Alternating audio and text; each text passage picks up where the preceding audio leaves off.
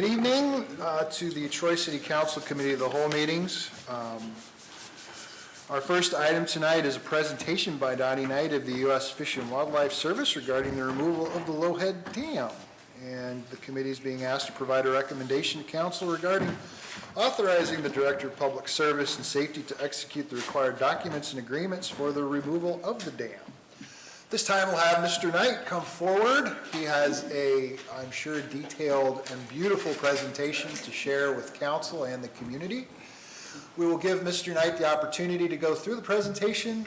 Once that's done, we'll then I'll kind of go around the table. We'll open it up for questions and discussion at that time. Mr. Chair. Yes. I don't know which one. I'm going to have to move. Yes. Yes. I don't want to shine. Okay. Oh, well, okay, so I'm going to move, and then we can begin the presentation. I was going to say it. Wait. Go stand in the corner. Can I use this, or should I? You should ask Sue what would be the best to I use. think that one is the one that's live right there. Okay. Does that work for you? If I speak loud, can I point and walk up, or should I stay here?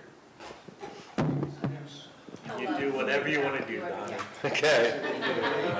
I don't typically stand in one spot, but I'll try to stay in one spot.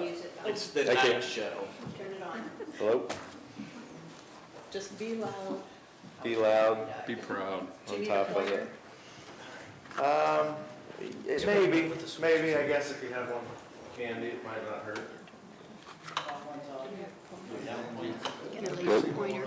So what you want? Is that working, Sue? You can put one of them back on, though. Working? She's not that one. Yeah, let's get it. Give your laser pointer. Do I have a laser pointer? I thought it was up here somewhere. Is that working? Yes. Okay. Okay. If not, I should probably get close with my. Bobby can stand up. Be Vanna. Tim, can you get the... Just because I got one. never mind, stands on. Okay. Hey, Donnie, you just tell me this. Oh, okay. Sounds good. Okay. So my name is Donnie Knight. Is it on auto? No, it's not, but it's Okay. not really performing very well. Okay. Well, we'll see what we can do.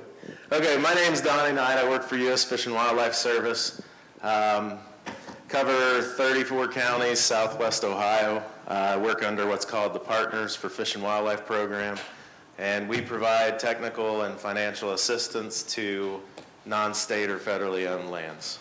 So we work on projects of this scale or at multiple municipalities, county parks, nonprofit groups, you name it, up to or down to very small, 1/10 of an acre outdoor learning classrooms for pollinator habitat or other things. So tonight I want to talk to you about the Great Miami River Restoration.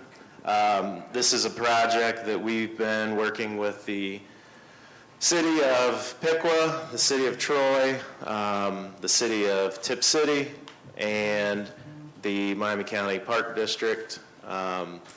And then we originally, when we started this up, these discussions, I guess 6 years ago, the city of Sydney was in that discussion, and they ended up not being in this exact project, but we're reintroducing those concepts with the city, and I can kind of get back into that as to why. So really we're looking at large scale watershed level restorations. So this map shows the Piqua Sheep Pile Dam. It's a small dam north of Piqua. Then down to the south, the Piqua Gate Dam, if you see from 25A. Then up by Duke Park, we have the Spring Creek Confluence off-channel wetland. That's down in the floodplain of what was, I think, priorly the Hules Camp Farm and the Duke expansion. So 40-acre floodplain project down there. And then the Troy Low Dam, and then of course with these low dam projects, we'll get into it, but there's the length of river in the historic impounded area would be looked at as well. And then the Troy Oxbow connection channel, that's the old historic route of the river that goes around Miami Shores. So we're looking at reconnection of that. And then to the south, the Tip City off-channel wetland project.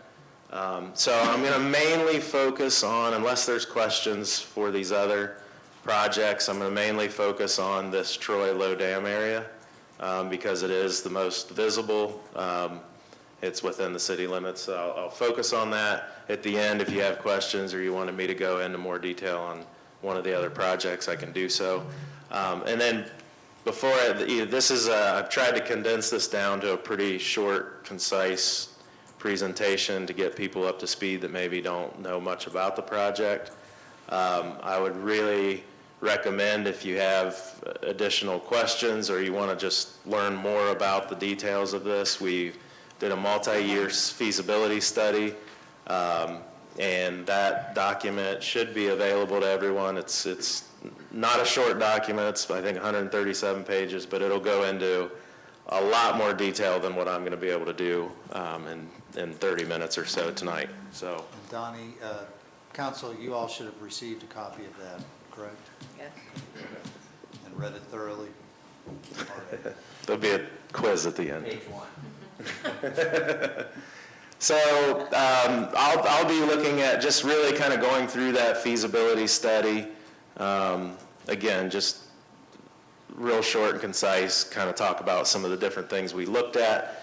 Some of you may have taken part in the public forums that we hosted for these. They were at different locations each time, but we tried to, part of that feasibility study was to gauge the community's interest, questions, where we needed to focus each additional meeting. So we had 4 altogether, and this is some of the final report from that feasibility study. So we looked at sediment testing. Anytime we look at in-stream habitat restoration, particularly in old impoundments that have been there, the Troy Dam was rebuilt from the footer up, so it doesn't have the massive amount of sediment that you'd find in some situations. The Piqua Dam has been dropped annually as an agreement with the Miami Conservancy District. So we went in, one of the very first things we want to do is, if we're looking at different options for river restoration, we have to know what the secrets are or potential surprises that could be lurking in the sediment. And this is not unique to this river. This is across the country. Old legacy contaminants from Industrial Revolution or long-standing land uses in the watershed. So we looked at sediment testing. EPA determined that it was safe to remove the dams and that sediment be remobilized. It wouldn't cause any significant fish kills or human health hazards. We also looked at fish and macrobenthos, all the bugs and critters in the river. That's really our canary in the coal mine for rivers. So if the river's healthy for us, we'll see fish communities and macroinvertebrate, mayfly, caddisfly, stonefly, things like that. They should be represented in species, richness, diversity, all that stuff. So we looked at that. We had reaches of the river that were free-flowing and compared those to the impounded areas. We looked at physical stream habitat, and we looked at the social and economic effects of entering into river restoration projects. Recreation kind of goes in with that, but we looked at, recreation discussed. I know that was a hot topic in the public forums, because, you know, a lot of the most outspoken people generally are the people that use the river. So they want to know how this affects the fishing, the paddling, things like that.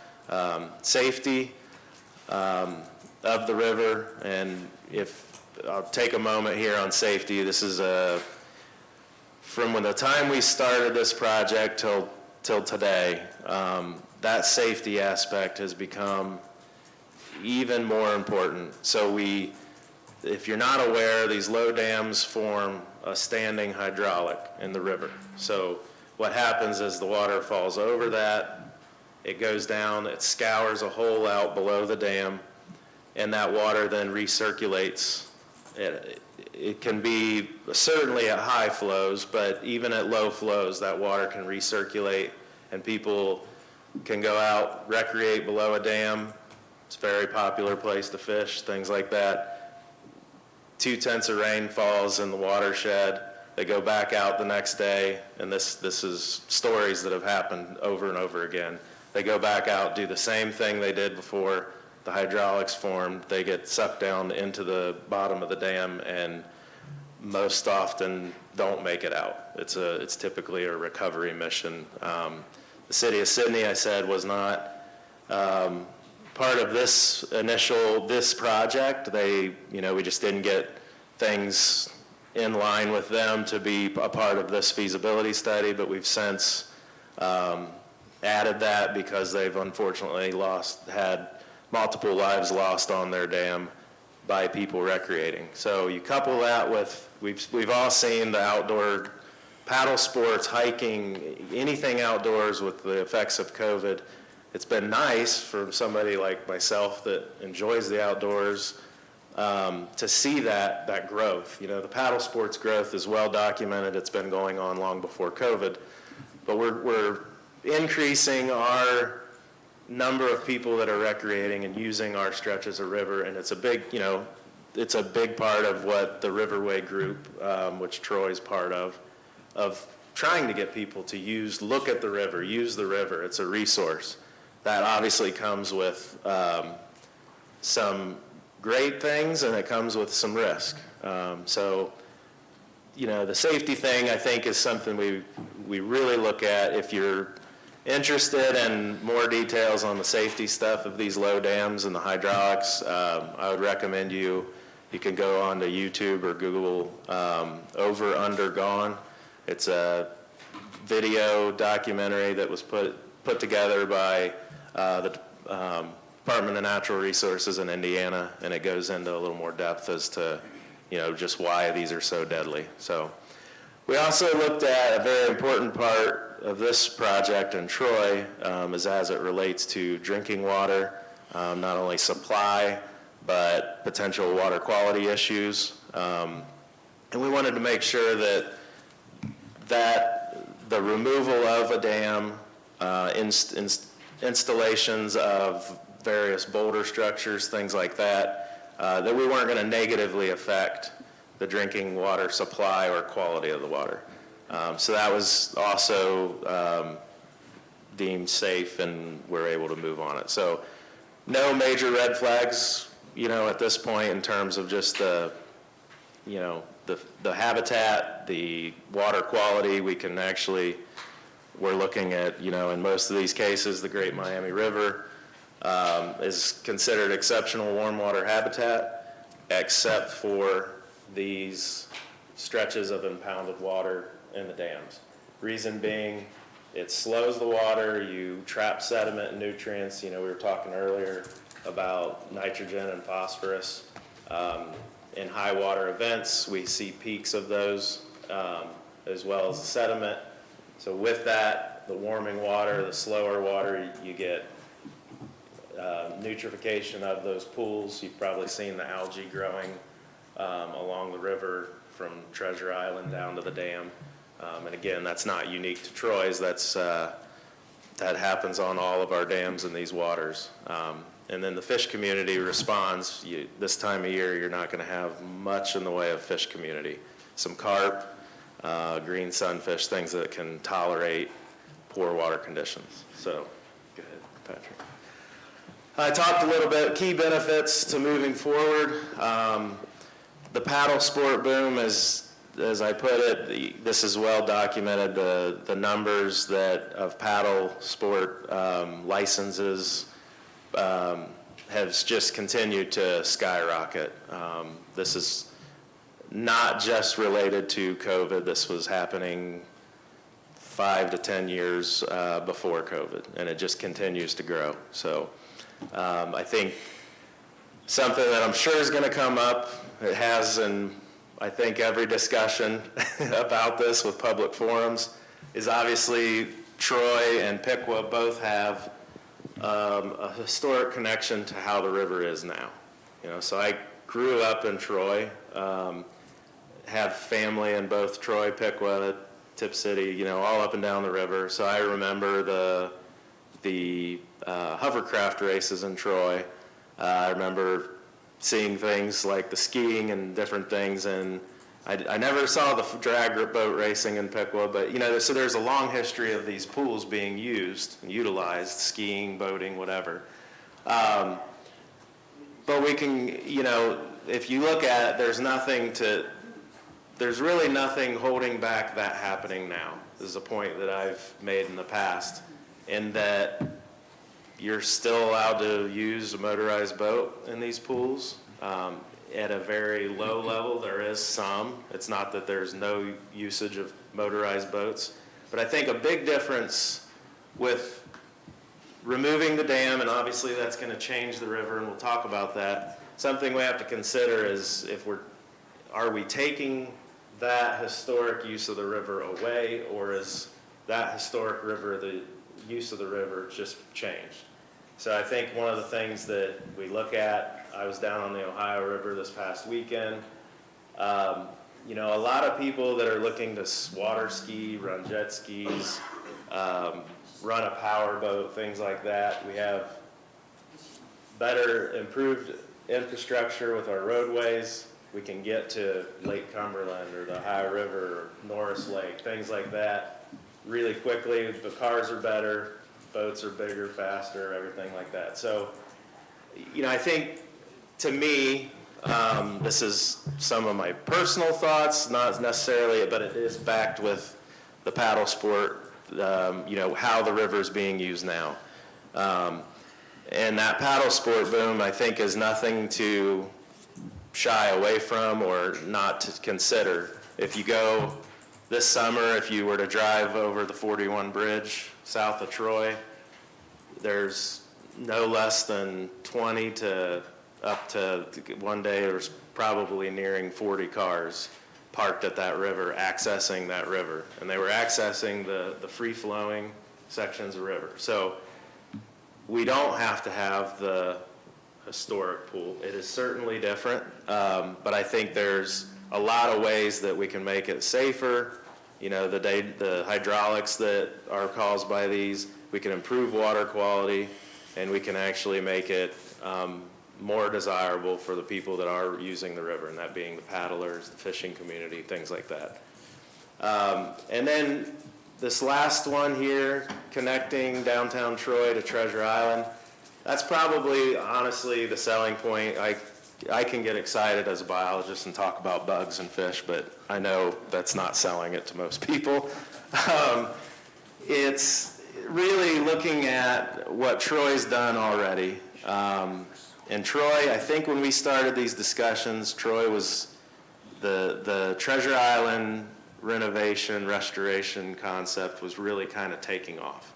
So it was not really anticipated or timed to be such, but it gave us an opportunity to say, well, how can we improve river conditions for fish and wildlife, EPA, things like that. We can improve river usage for the areas that are growing, but also improve the green space and the corridor and the connectivity for the city of Troy. And this is a really unique opportunity, I think, for Troy. The downtown section of river on the downtown Troy side, so if you're looking up from Market Street up to Adam Street, that's a vertical wall, or not vertical, but flood control levee that MCD manages, goes straight down into the river. There's really no access to the river to recreate on the downtown Troy side. So with the removal of a low dam, and this is something that you can see examples of here in Ohio with like the Scioto Greenways project. They've increased green space corridor, made the river more accessible. There's examples in Muncie, Indiana, where they did something very similar on the White River. But you can increase a floodplain bench to where Troy could actually have a trail and a connector system, pedestrian use, connecting where the dam sits now. I think in planning documents, it's the Troy Truck Yard area, up to Treasure Island. So you can connect those and make that a usable space between our businesses downtown all the way up to Treasure Island, where we're, continuing to increase usage of that area. So, another big question: how will it look? It will be narrower, no doubt about it. It will be narrower. If you look at the river above, up to, let's see, the new bike bridge that's been put in across the river up by 75. That's an area that's not impounded. Even closer in Troy, if you just go down to the Miami Shores area below the dam, the 41 Bridge area, that's the natural state of the Great Miami River. What we have now is a wider, certainly much wider section of the river. In some areas, a deeper section of the river, but with the sediment transport process stopping, and that stopped once that dam was rebuilt, so that process is continuing to happen. It's not necessarily deeper everywhere. There's still sediments being dropped in and shifted in there, particularly right above Adam Street Bridge. It's pretty shallow. Right now it might be a foot deep. But it will narrow. The water will be moving certainly at a much higher rate than it is now. But the pool elevation, and I'll have some pictures of some of the stuff I've been talking about in the upcoming slides. But we also can use not just remove the dam and walk away. That is a technique. It can be used in more wild settings. This is by no means a wild natural setting. We're working within a flood control district in a downtown area. So by adding in-stream structures, boulder structures, things like that, we can manipulate not only the velocity and the flow of the water in certain areas, but the depth as well. So part of this that was deemed necessary for this to even be considered was the Treasure Island Park. That elevation remained the same. So you put the work and the effort into improving Treasure Island. We can't go in and then suddenly just draw down the river, and that's not even connected anymore. So that is something that's been deemed possible. We'll look at the structures. I said the floodplain bench that would provide additional pedestrian access and usage. And then, in most cases in cities, the utility lines throughout the river course, there's utilities going underneath the river. That's very common.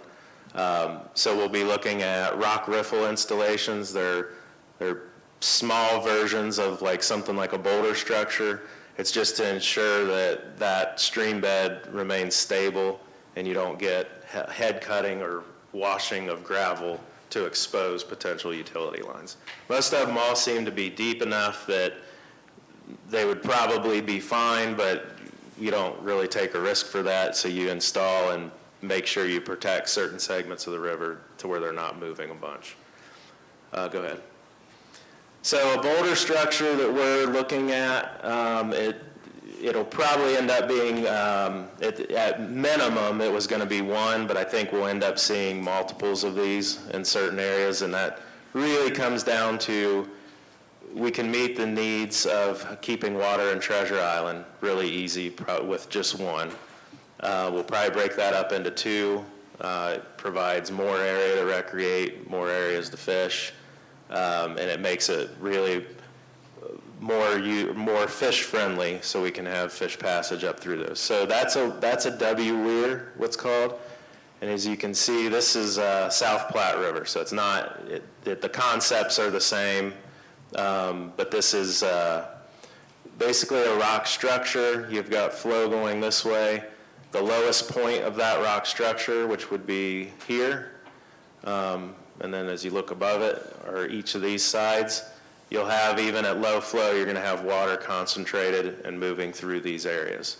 Then as the water gets higher, you'll have water is going to be going across all of this, but you're going to have passable areas, usable areas for paddle sports.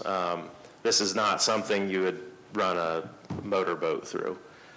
So that's a structure we would be looking at. Go ahead, Pat. And that's a rendering of what it may look like. I mean, obviously renderings, take them for what they are. They're artistic in nature, but this is based on cross sections of the river, and the modeling and everything and engineering that's done to make sure we can in fact do this. So there's one W weir. We would end up probably having an additional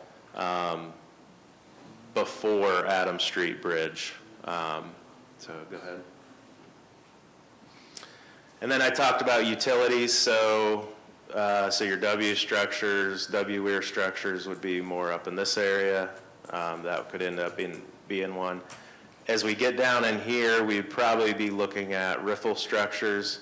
Essentially a riffle structure, a riffle is that fast-flowing, shallower water that, you see people fishing, or a river runs through, you see a guy fly fishing and casting that riffle. So it's a shallow, fast-moving area of water. They would protect, these would be processed stone laid into the bed of the river and then topped with natural river stone. A lot of that's just used right there from the river, and it would be placed. So, and then we would look at another structure down here at where the dam itself was. So, go ahead. And then I talked about the floodplain bench. So this is in the feasibility study. I took a lot of stuff out just to clean it up. But by all means, anything I've shown you in here, there's a lot more in-depth detail on this stuff. So this is existing conditions. You can see the elevation of the river there. This is the downtown Troy side. There's a current bike path on the river right now there. But no access here. So you can walk up on top of the levee, but to recreate or be down on the river, you can get down there, but if anybody's not walked down that concrete wall on the levee, be careful if you do it. You can do it, but it goes straight down into the river. If we did this restoration, the proposed conditions would then be, you would have, the river would be narrower, as you can see here, and then this wouldn't just be natural here, we would have to add this material. A lot of it would come from over here, but we would be able to build out a floodplain bench, get that water off the concrete toe, which does a few things. It improves a natural stream corridor along here, but it also protects MCDs. This is going to help MCD as well, in that it'll get that water off of that concrete abutment there. So, and then it shows a bike path, walking path, which could also be used as a maintenance path for Conservancy District or City of Troy in terms of drift or whatever may happen. You could get down in there. So, go ahead. So, talked about a lot of what we would do. I didn't talk yet about how we would do it in terms of most important thing, right, is how do you pay for something like this? So it was mentioned earlier, the Water Pollution Control Loan Fund. That's an EPA resource for municipalities to use on wastewater or drinking water infrastructure. The other arm of that is this WRSP, which is Water Resource Restoration Sponsorship Program. So each year the EPA accepts nominations for projects to do a lot of stream restorations. You can also do wetland restorations through that. So we packaged up that earlier map I showed of from Piqua down to Tip City. We packaged this up as a watershed scale restoration. I think it's about 15 miles if you're not counting the free flowing aspect of the dam removals. But and we were able to, because of that, it's a pretty competitive grant. It's not a grant, it's a sponsorship. I'll go into that. But we were accepted at $4 million. So right now we are working through the steps needed to get access to that $4 million. But eventually a sponsor, I'll use, since Patrick mentioned that Troy's looking at the Water Pollution Control Loan Fund. So I'll use Troy as an example for both of these. City of Troy seeks a loan through this program, the Pollution Control Loan Fund. They get that at a reduced interest rate, then they could shop in the private market. That money, that interest rate then goes back into a pot of money where groups can put in a nomination through WRSP. So that's where the sponsorship comes. So in theory, it wouldn't happen. It would have to be there would have to be a WPCLF, this Pollution Control Loan Fund. That would have to be in the works at the same time as WRSP is in the works. So it's just an idea or an explanation. It's not that this would work out in this case, but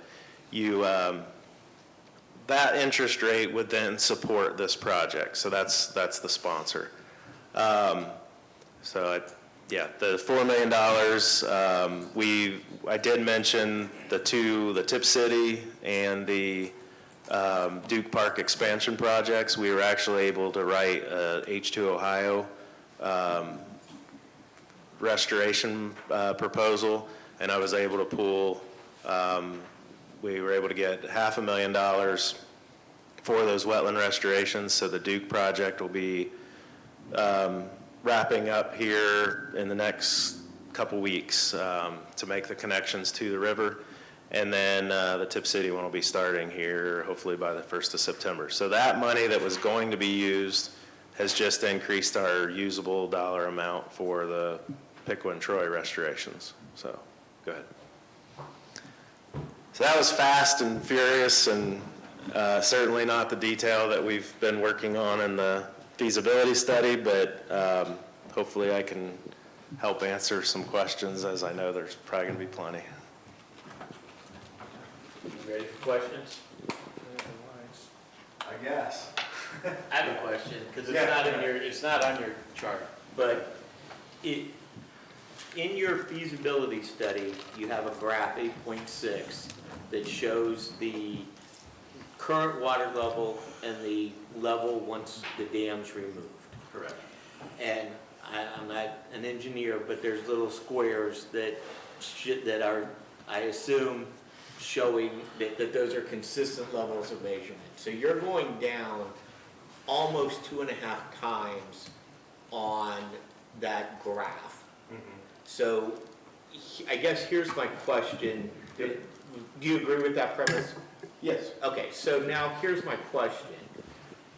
We just had Flow Troy and all this stuff with the whatever they're called, the tents and all that, and one of the things that has come up consistently on those is people feel safe because it's only like 3 feet of water, 4 feet of water right there where the tents are, correct? Right. So if I drop that 2.5 times, I'm going to be at about 8 inches of water Yeah. where the tents are. So you're gonna completely destroy the float 10 experience.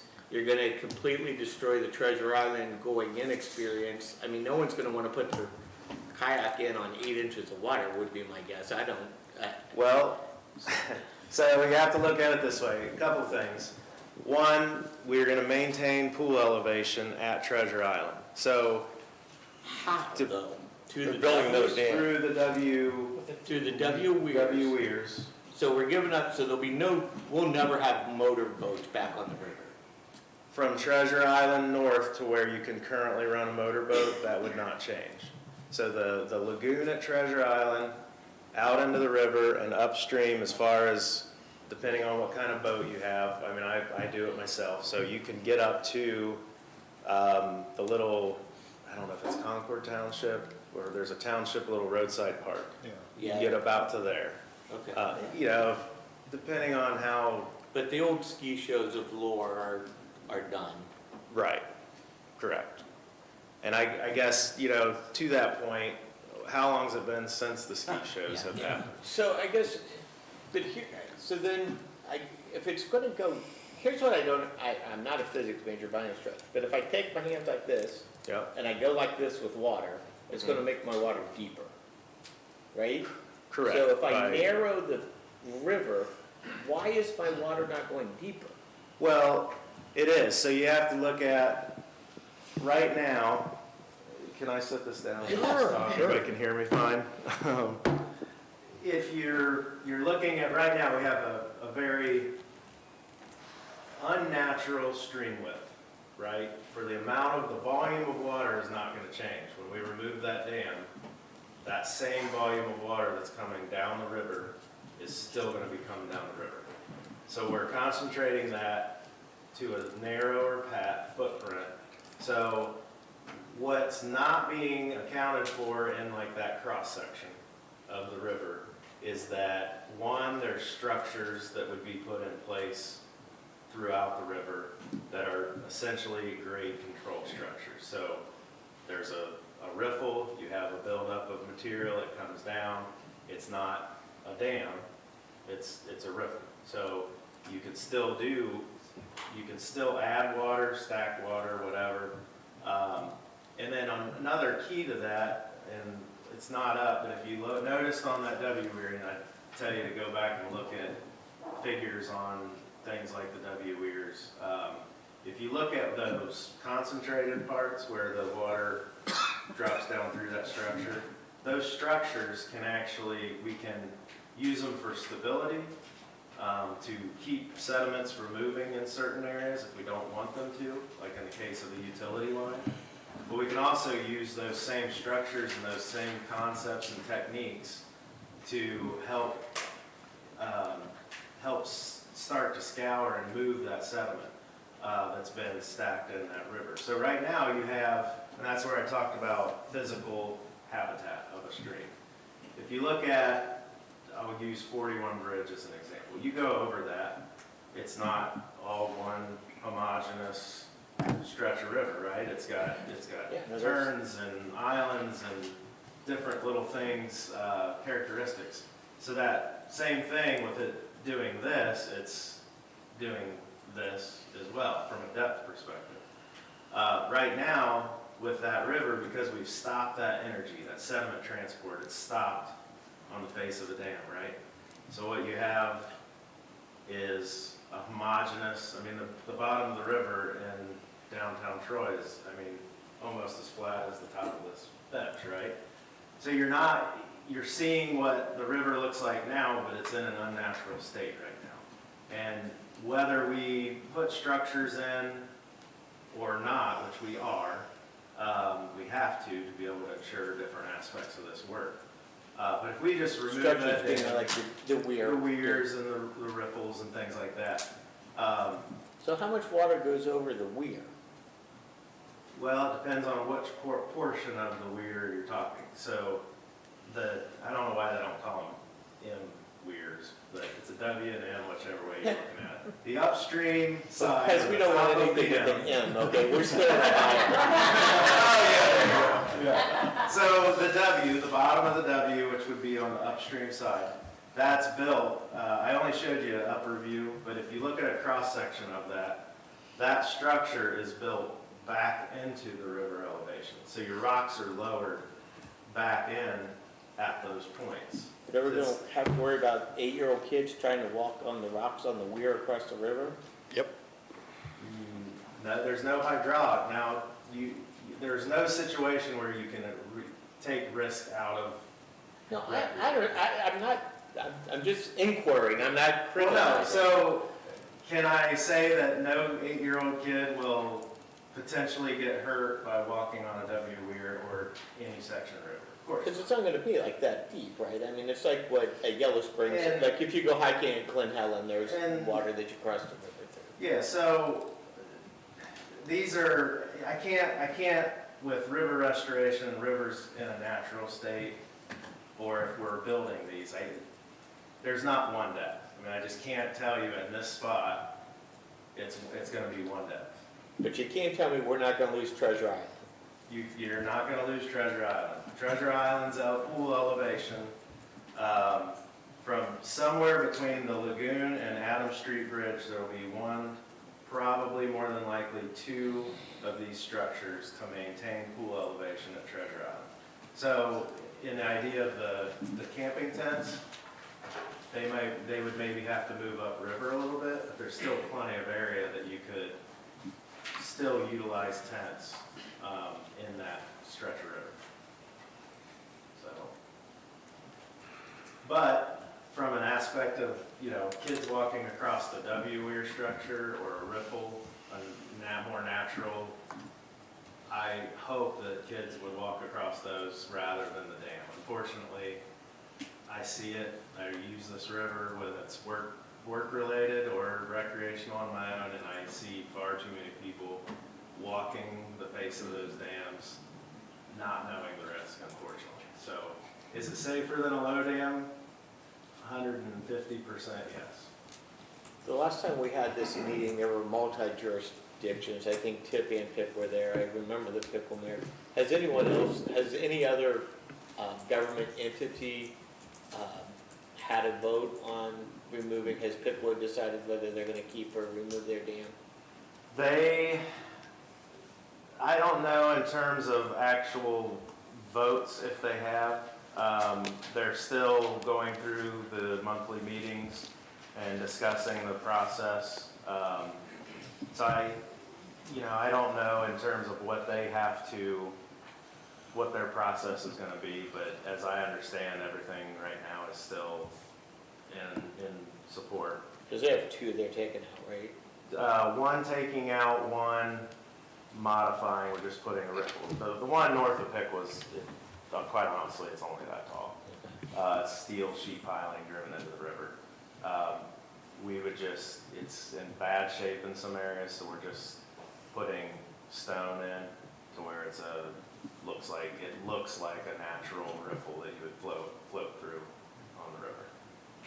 But, so you mentioned 8, I want to get to the last part of your comment. So we talked about the tents, and then from a kayaking standpoint, I don't know how often people in this room kayak, paddleboard, use the river.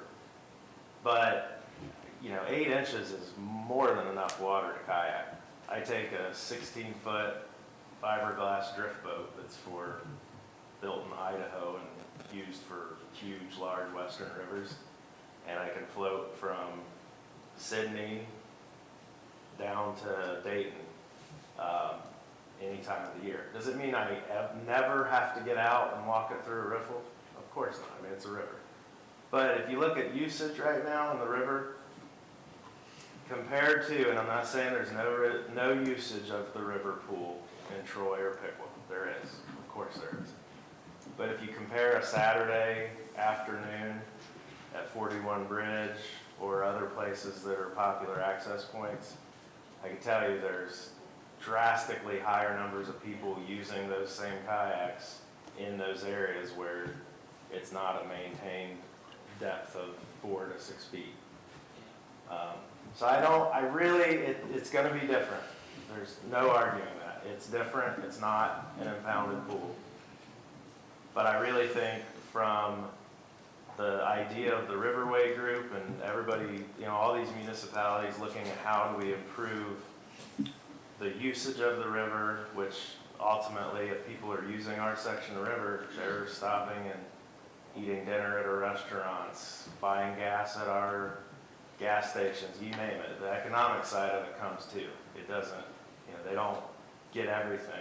And I know this as a guy that travels and visits rivers, and I spend a lot of money when I visit a river.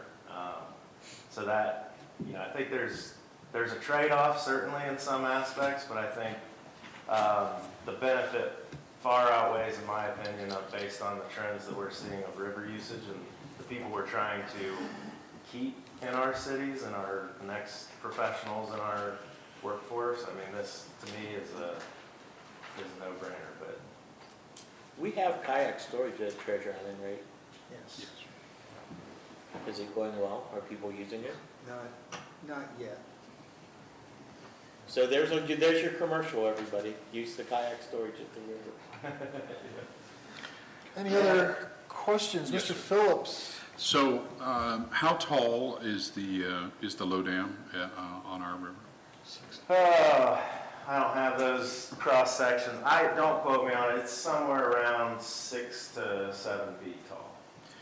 So, what would be wrong with riffling both sides to get rid of that hydraulic machine of the drowning issue?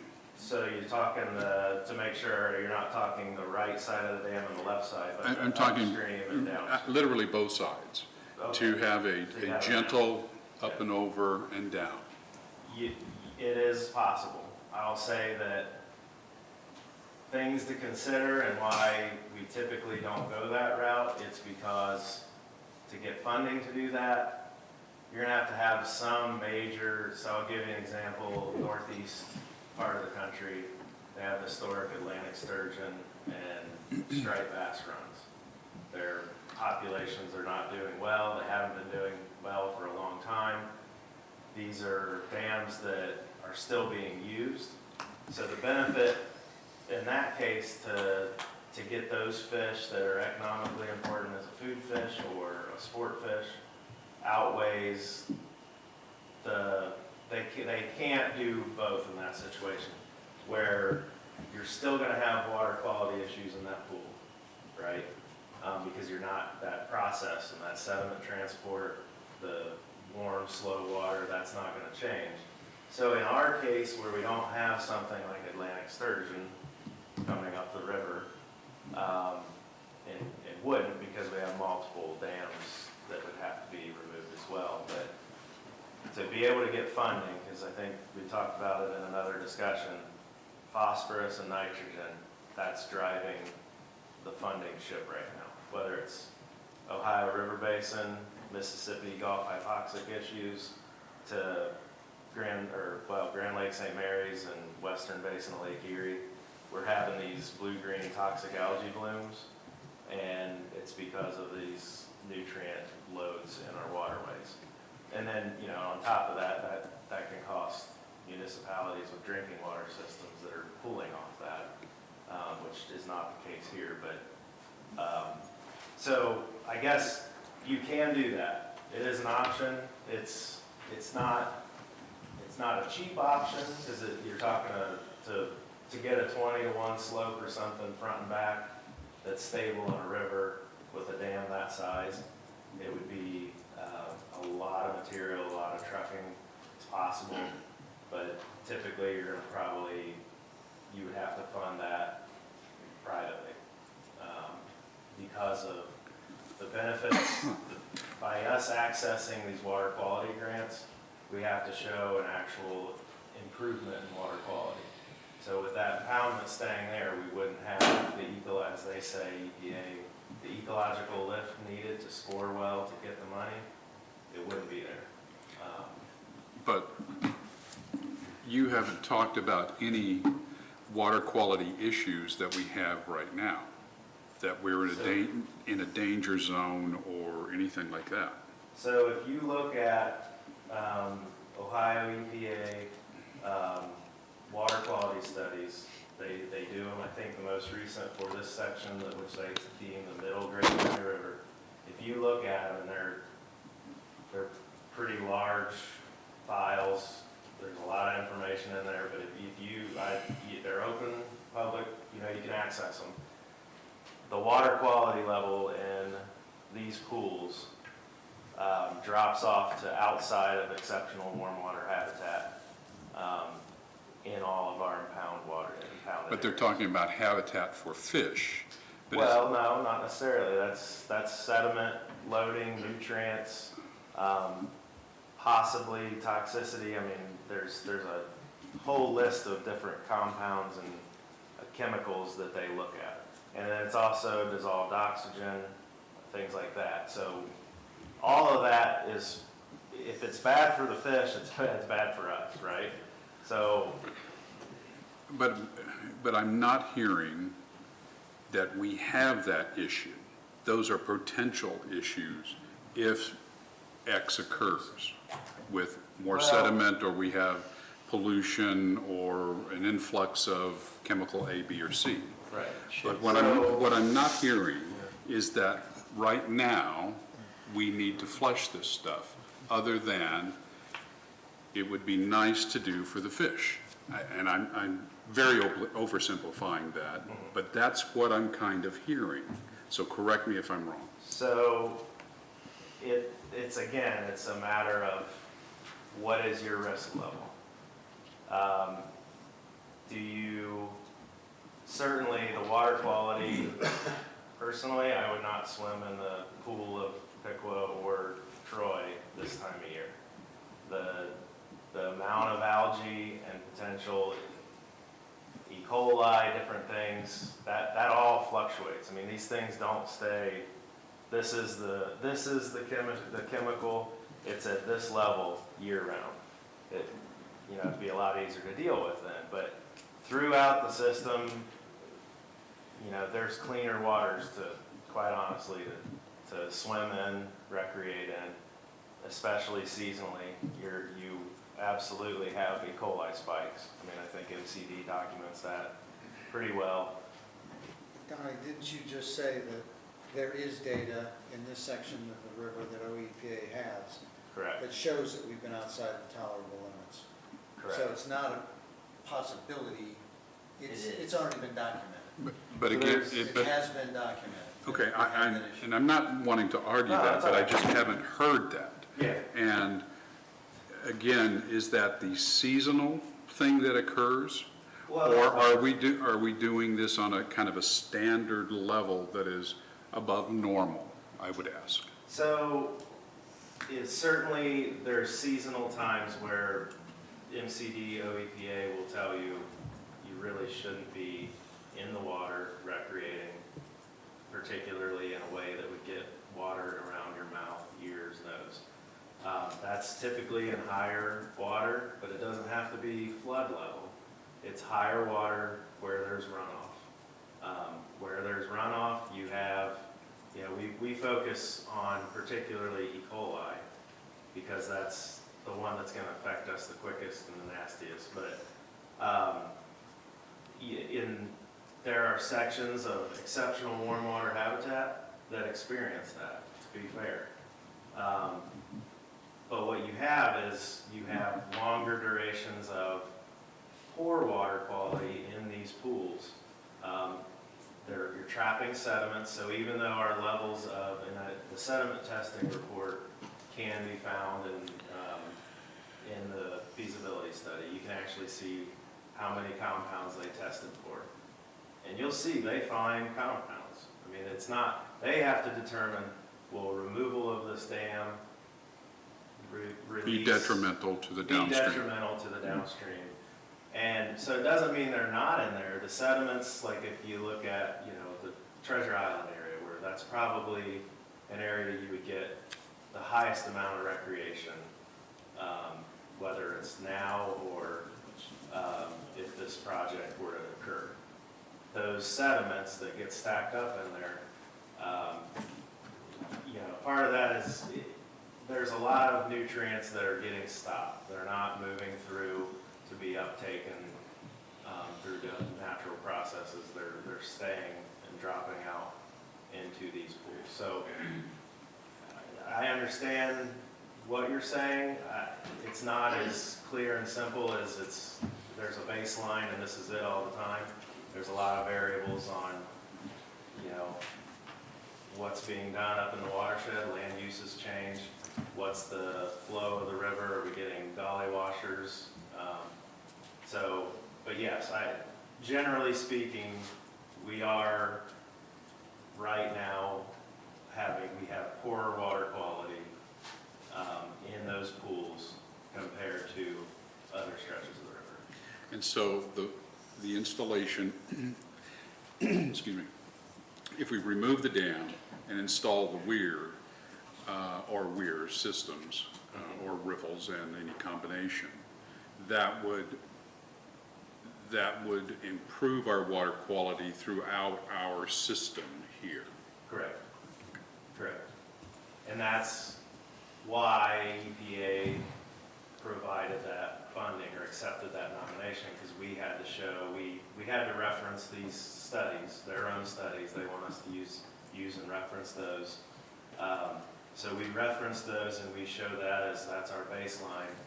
And by other studies, other science, you can show that when we remove these dams and we restore free-flowing river sections, there's churning water, it's oxygenated, sediment transport process resumes, so you'll see an improvement in water quality. And the sediment with the systems, the potential future systems, the sediment in the Treasure Island Lagoon area or in that general area will hopefully be less sedimentary?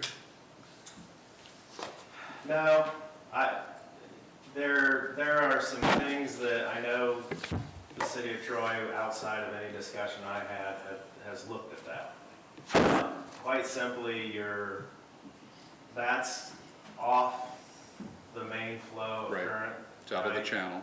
So but we're also within a levied system, so that area is not seeing. The turnover. Right, so there's more deposition in there than there ever would be scour. Now, that's not to say that in the future, we could look at other techniques to try to move and The water in that to direction. try to get that water. It doesn't have to be, a whitewater play park that goes through Treasure Island, but any amount of pulse that gets that really fine sediment that becomes troublesome would help. It's not an easy fix, I'll be perfectly honest. The lagoon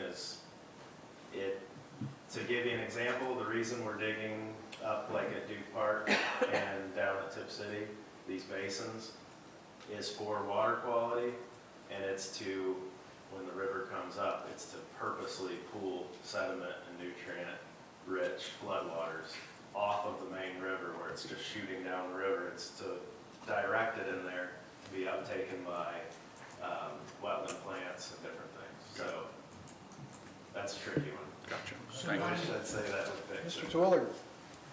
What price tag and what monetary commitment do you want from us? So there's no monetary commitment for the restoration that I've shown you, the in-stream habitat, the dam removal itself, all of that stuff would be paid for through the EPA. What we cannot pay for would be if Troy decided to use that floodplain bench to provide a pedestrian bike path, much like you see in other stretches of the river. You would have to do that paving on your own.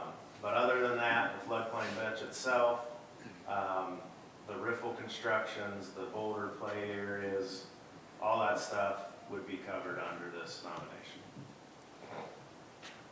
Any other questions from council members this evening? Just one follow-up. Mr. Phillips? With the riffle or weir installation, kayaks and other small float watercraft, they can go over these things? Yes. Yes. So there's you no would be- portage out or in or? No, I mean, The W weirs for sure, you'd be able to take, quite honestly, kayakers and different things, they would purposely go paddle up and play and shoot down through them. Okay. So yeah, they would still be accessible. Gotcha. Mr. Friggy? President, thank you. Donnie, you know I appreciate what you do for us here. Yeah. But questions, the W weir that you're talking about, the difference between that and a low dam is one, safety, and two, better fish quality. Yeah, certainly it's better physical habitat and it's increasing dissolved oxygen in the water. Okay. So it would be better for fish communities as well. Then there's a third one though, Donnie, and that's the energy, because of the way the weir is The cleansing. created instead of the low dam. The weir is going to allow a lot more energy. Yeah, so it's gonna, right now, with an impoundment, you have it's different throughout that pool. Unfortunately for Treasure Island, that lagoon area is right up at not the complete upper end, but it's getting up there where as the river is flowing down and let's say it's a high water event, we're carrying a lot of sediment and nutrients. Right about Treasure Island is where you're starting to stop that sediment transport, so it all filters out and settles.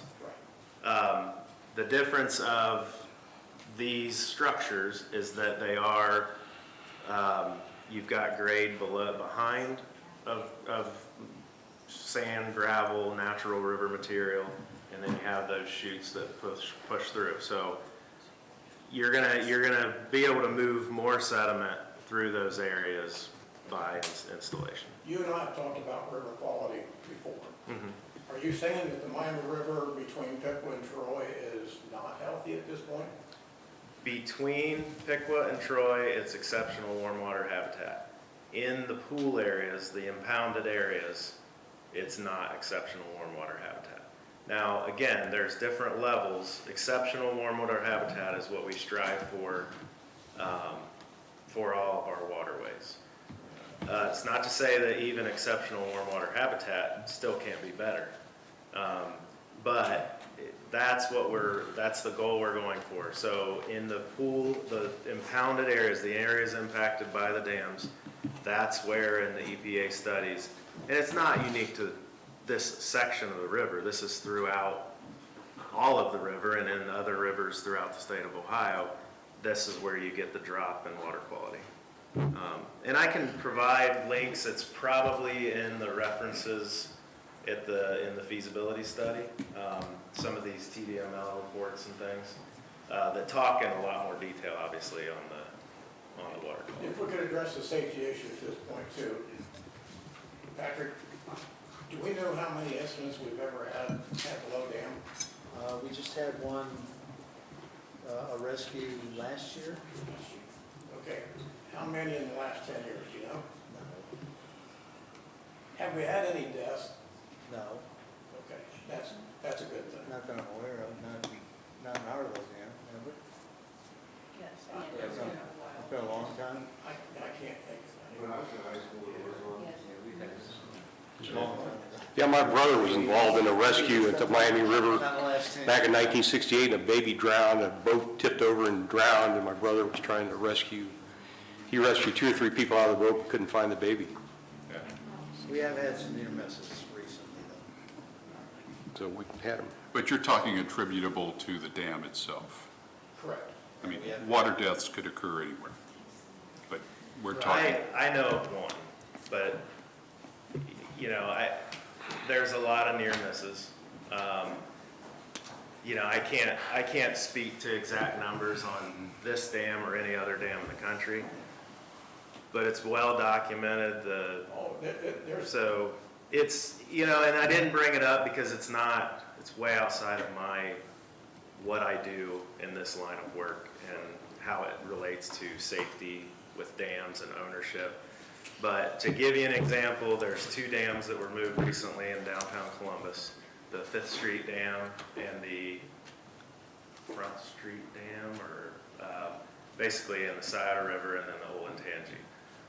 The Olentangy Dam the city of Columbus ultimately decided to remove that dam because a student at Ohio State was fishing and paddling or, recreating in that area and lost his life at that dam.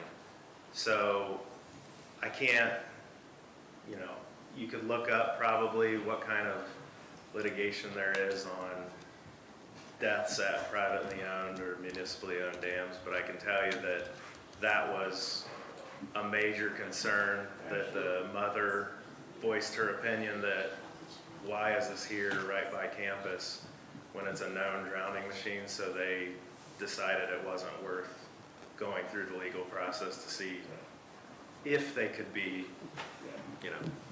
As far as the smallmouth, largemouth bass, very healthy river, Oh, yeah. but there's a lot of bass in this river, Oh, yeah. as you know. Oh, yeah. Yeah, there is. All right, thank you. Thank you, Yeah. Mr. Freed. Mr. Whitten? Just one point of contention, it is possible to retrofit the dam to eliminate the hydrodynamics, so it doesn't cause a driving machine without having to do a large-scale rock rifle, right? I mean, that is technically possible. Well, you're pretty much, to remove that hydraulic, you would have to change the pitch of that. Downstream side. Downstream Some type of side. structure would have to be, You would have to put I've seen additional. stair steps have been added to low-head dams before, or something Yeah, to so break up that. there's, right, so what happens is, it's because of that water, and then it shoots down, creates a scour, and then that is a hole on a vertical wall. So that recirculation, you have to stop that process.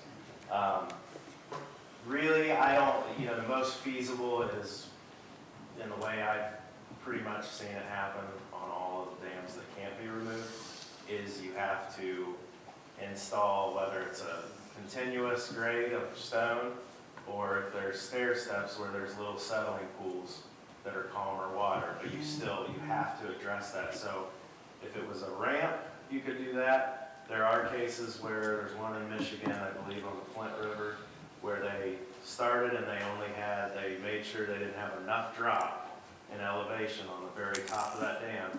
They had to build that up consistently to have a pool to a riffle, and then they just continually do that down the river to make that hydraulic go away.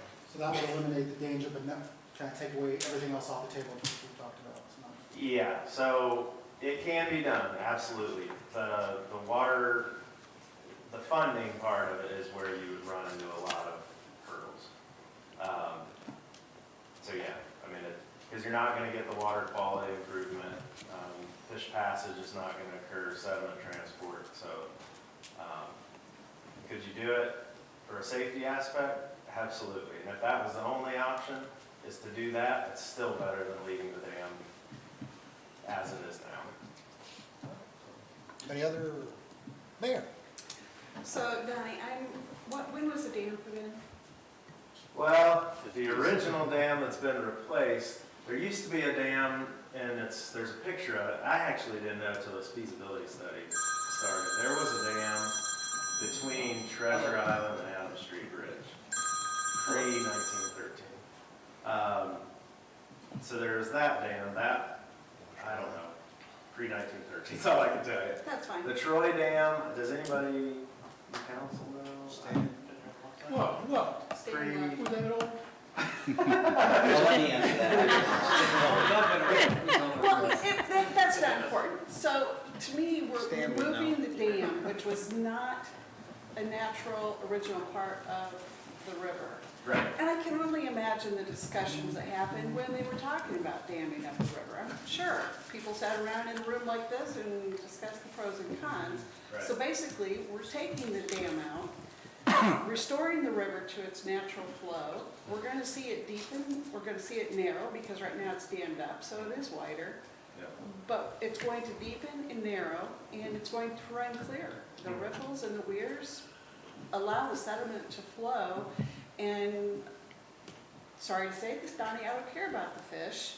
That's all right. The water's I going know to run, that.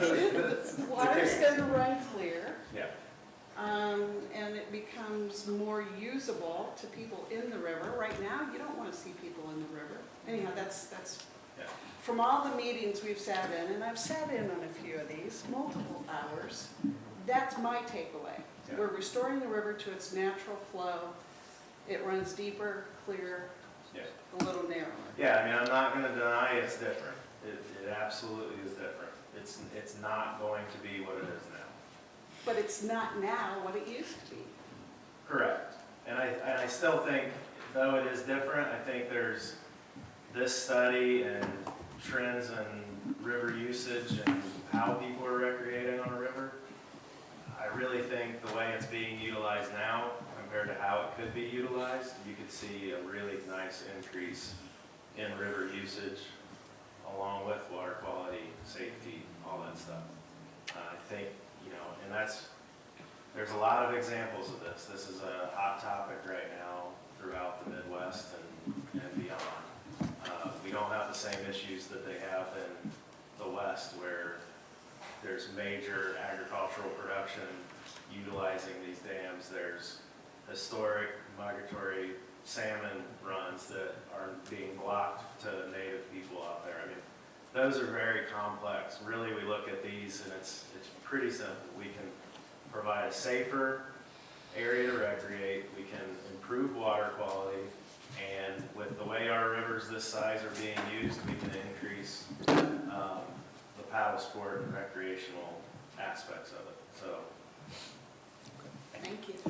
Mr. Not a Twist. question, just a clarification again, that I think you just talked, like, changing our view of the river, the paddle sports, the fishing, all that's great. But right now, there's no financial commitment from the city of Troy. correct. The commitment would be is if we want to connect our downtown to the river to be able to present that in a better way for citizens, visitors, et cetera. Correct. So I just wanted to reiterate that, is there's no financial commitment. We're going to improve the river overall and change the aspect. There's helping our paddlers and fishers and all of that, safety's there. Right. And then it allows us as the city to decide down the road, do we want to connect it? Which we should, because the river is a big part, and we should utilize that more than what we are now. So I just wanted to reiterate, no funding. Correct. Mr. Litz? Any other questions? Mrs. Sneed? To follow on that clarification, I want to be sure that the only project that we're considering right now is that low dam removal. The next two long-term goals that are in your study, the Oxbow reconnection and the removal of material from one side of the, floodplain to the other, to then create what we might do to connect. Those are separate projects down the road, or they are a part of this? No, they're Yeah, all that's a part of good the same question. project. So they all are, they're But all. they still do part. not involve any city financial commitment. So I can talk a little bit about those other aspects, particularly the Oxbow. 'cause And I read about those, I just wanted to know if they were Yeah. all in this project or Yeah, separate. so that was all part of the original scope that we were nominated for. So Okay. I mentioned the two off-channel wetlands, the Tip City and the Duke Park Duke expansion, which I think now is called Spring Creek Confluence wetland. But anyway, that project, those two projects were pulled out because we were able to get funding through another program. The Oxbow reconnection is essentially that section of river, that wet area behind that wraps around Treasure Island is the. Golf. Golf. Golf shores, Miami the Shores. Miami Shores, golf course. Treasure You said Treasure Island. It's okay. Oh, sorry. Oxbow goes around Miami Shores. Miami Shores, yeah. I was picturing the right thing, talking about another area. We said Treasure Island so many times. Yeah.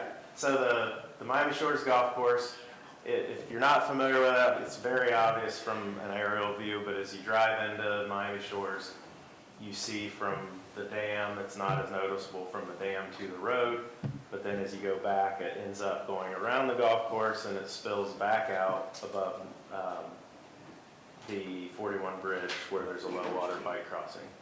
So that's the historic route that the river took in that area.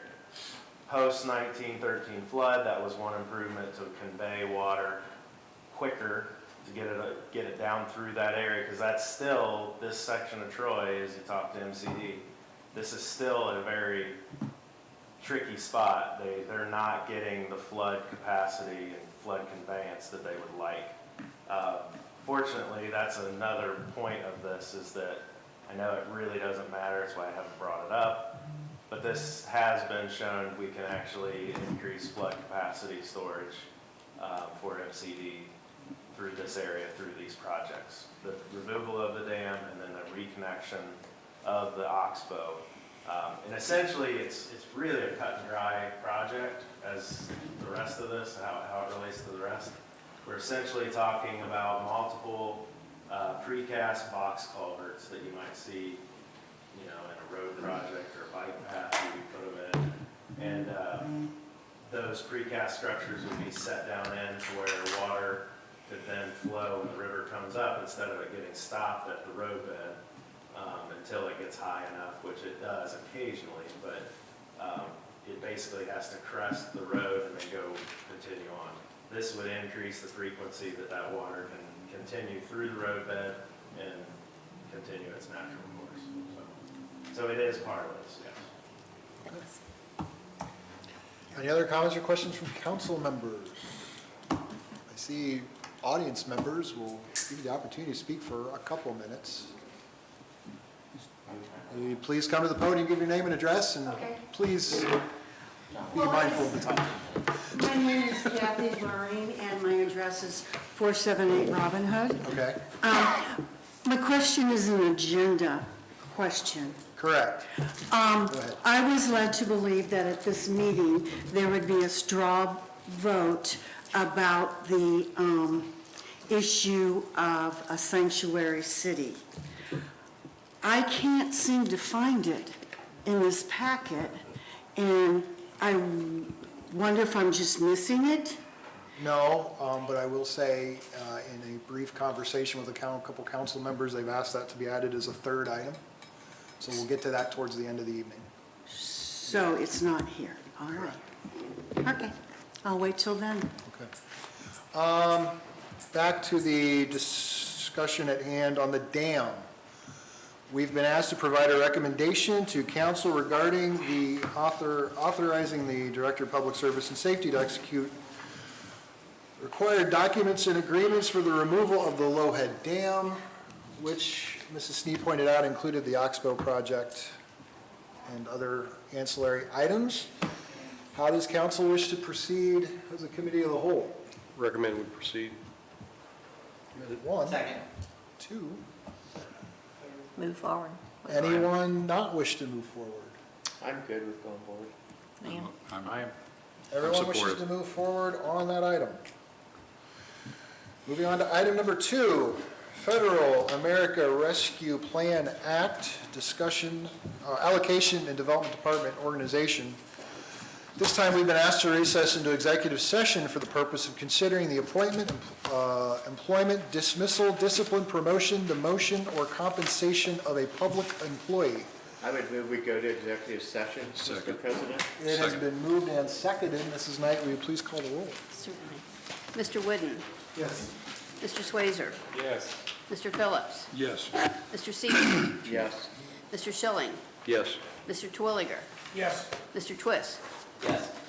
Mr. Rozell? Yes. Mrs. Snee? Yes. Motion is adopted. We are in executive session. We'll ask you if you're in the audience gallery to please excuse yourself, unless you want to do it in the mayor's office. I thought we were going to the mayor's office.